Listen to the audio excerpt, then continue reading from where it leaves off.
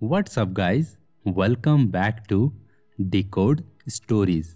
तो आज हम एक ऐसे मूवी को एक्सप्लेन करने जा रहे हैं जिसमें एक परिवार एक ऐसे दुनिया में जीने के लिए संघर्ष कर रहा है जहां ज़्यादातर लोग एक नॉइज़ सेंसिटिव एलियन के द्वारा मारे जा चुके हैं।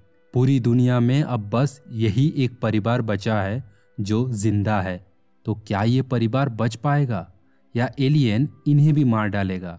इस सस्पेंस को जानने के लिए वीडियो के एंड तक बने रहिए। मूवी का कंसेप्ट काफ़ी यूनिक है क्योंकि इस पूरी मूवी में कोई डायलॉग नहीं है। पूरी मूवी में साइन लैंग्वेज का यूज हुआ है और ऐसा इसीलिए है क्योंकि ये एलियन साउंड को बिल्कुल नहीं सुन सकता।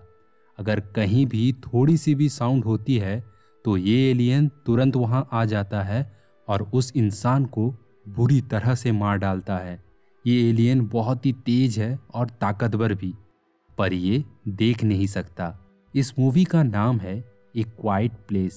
ये एक साइंस फिक्शन मूवी है जिसकी IMDb रेटिंग है 7.5 आउट ऑफ 10, जो काफ़ी अच्छी है। So with the positive energy let's start the video.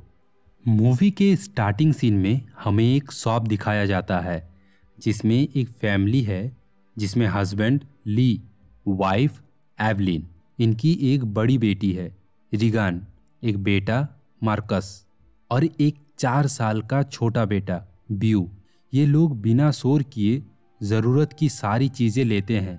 साथ ही मार्कस के लिए कुछ मेडिसिन भी लेते हैं क्योंकि उसकी तबीयत ठीक नहीं है। इनके पैर में कोई चप्पल नहीं है, ना ये एक दूसरे से बात करते हैं। ली ने पूरे रास्ते पे मिट्टी बिछा रखी है ताकि चलने से कोई आवाज़ ना हो। ली के छोटे बेटे ब्यू को उस मॉल पे एक बैटरी से चलने वाली रॉकेट पसंद आ जाती है और ये उसे लेके जाना चाहता है, पर ली उसे मना करता है और उसकी बैटरी निकाल कर रख देता है। घर की तरफ वापस जाते हुए रिगान के इशारे करने पे उस खिलौने को लेके चला जाता है। साथ ही वो बैटरीज भी ले जाता है जिसके बारे में किसी को भी पता नहीं था। जैसे ही सब आधे रास्ते पहुंचते हैं, ब्यू जो कि सबसे पीछे था अपने खिलौने में बैटरीज लगा देता है और उससे आवाज़ आ जाती है। आवाज़ सुनकर पूरे परिवार के होश उड़ जाते हैं। ली भागता हुआ ब्यू को बचाने जाता है, पर कुछ सेकंड में ही एलियन वहां आ जाता है और उनके आंखों के सामने ही उसे बुरी तरह से मार डालता है। अब कुछ दिन बाद का समय दिखाया जाता है जहां अब एवलिन प्रेग्नेंट है।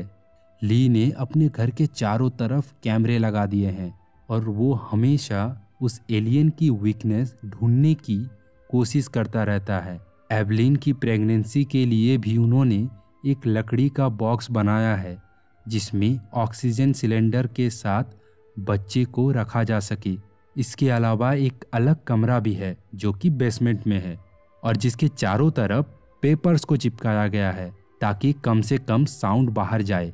एक दिन ली अपने बेटे मार्कस के साथ नदी के तरफ जाता है ताकि खाने के लिए कुछ मछली ला सके। इधर रिगान अपने पापा से गुस्सा हो गई थी क्योंकि उन्होंने उसे उस कमरे में नहीं जाने दिया था जहां वो एलियन के बारे में रिसर्च करता था। गुस्से में वो उस जगह चली जाती है जहां ब्यू को उस एलियन ने मार डाला था। वहां ब्यू के कबर पे वो वही टॉय रखती है जो उसे आखिरी बार काफ़ी पसंद था। इधर घर पर एवलिन अकेली थी। वो नॉर्मल घर के काम करती है। काम करते समय एक लॉन्ड्री बैग से फंसकर सीढ़ी का एक कील निकल जाता है। अब ली एंड मार्कस भी घर लौट रहे थे, लेकिन रास्ते में उन्हें एक घर दिखता है। थोड़ा आगे जाने पर वो देखते हैं एक बूढ़ी औरत की काफ़ी दर्दनाक मौत हुई है जो कि उस एलियन ने की है। सामने ही उसके हस्बैंड है जो उसकी वाइफ की मौत से टूट चुका था और अचानक से चिल्लाने लगता है। इतना देखकर ली मार्कस को लेकर वहां से भागता है और देखते ही देखते वो एलियन बहुत बुरी तरह बूढ़े आदमी को भी मार डालता है। ली जैसे ही घर के पास पहुंचता है, चारों तरफ रेड लाइट जलती है। ये एक साइन है कि एवलिन के डिलीवरी का टाइम हो चुका है। एवलिन उस बेसमेंट में जाती है ताकि वहां बच्चे को जन्म दे सके। मगर सीढ़ी से उतरते वक्त वो कील उसके पैर में चुभ जाती है और उसके हाथ से एक फोटो फ्रेम टूट जाती है। उसे काफी दर्द होता है पर वो चिल्ला नहीं पाती। इतने में एलियन वहां आ जाता है। एवलिन किसी तरह बिना आवाज किए ऊपर वाले कमरे में चली जाती है। वहां वो नहाने वाले बेसिन में किसी तरह बच्चे को जन्म देने की कोशिश करती है, पर वो एलियन वहां भी आ जाता है। इधर रेड लाइट को देखकर ली समझ चुका था कि एवलिन मुश्किल में है। वो मार्कस को खेत के दूसरे तरफ जाकर उस रस्सी में आग लगाने को बोलता है, जिससे कि चारों तरफ पटाखे फूटने लगते हैं। पटाखे की आवाज सुनकर सारे एलियंस उस तरफ चले जाते हैं। इसी शोर में एवलिन भी अपने बच्चे को जन्म दे पाती है। ली एवलिन को संभालता है और उसे उस बेसमेंट में ले जाता है। अपने बच्चे को लकड़ी के बने बॉक्स पे रखता है और फिर वापस मार्कस को लेने जाता है। पटाखों की शोर सुनकर रीगन भी वापस आ चुकी थी।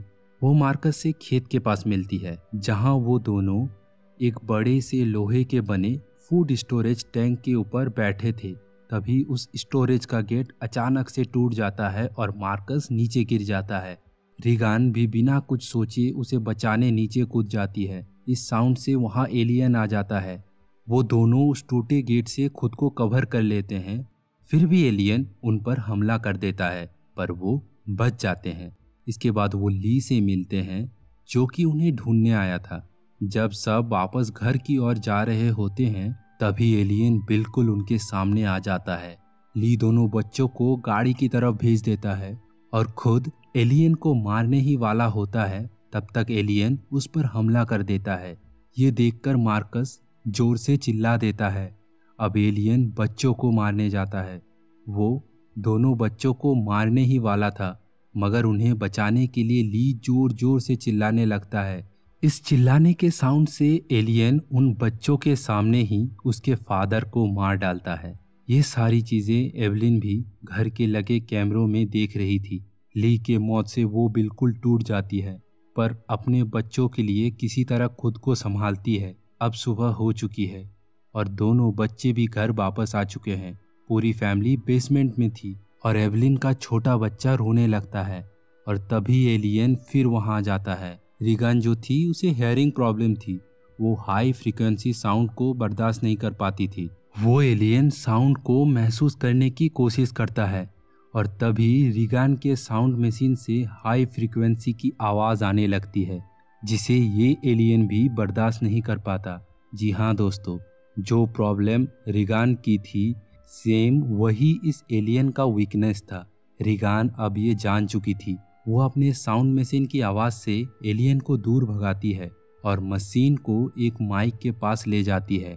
एलियन उन आवाजों से छटपटाता हुआ दूर जाके गिरता है, पर थोड़ी देर बाद ही वापस रीगन की तरफ उसे मारने आता है। इतने में एवलिन उसे गन से हेडशॉट करके वहीं मार डालती है। प्रॉब्लम यहाँ खत्म नहीं हुई थी, बल्कि और बढ़ गई थी। फायर की आवाज सुनकर अब काफी सारे एलियन उनकी तरफ आ रहे थे, बट ये फैमिली एलियन की वीकनेस और गन के साथ तैयार थी। मूवी यही खत्म होती है। मूवी का नेक्स्ट पार्ट भी काफ़ी अच्छा है, जिसका एक्सप्लेनेशन मैं बहुत जल्द आपके लिए लेकर आने वाला हूँ। तब तक के लिए मुझे प्लीज़ सपोर्ट कीजिए और अच्छी अच्छी मूवी देखते रहिए, और प्लीज़ कमेंट करके मुझे सजेशन देना ना भूले। एंड नेक्स्ट कौन सी मूवी की एक्सप्लेनेशन आप चाहते हैं, कमेंट बॉक्स में मेंशन करें। अब मैं मिलता हूँ आपको नेक्स्ट वीडियो में। तब तक के लिए stay safe and keep watching.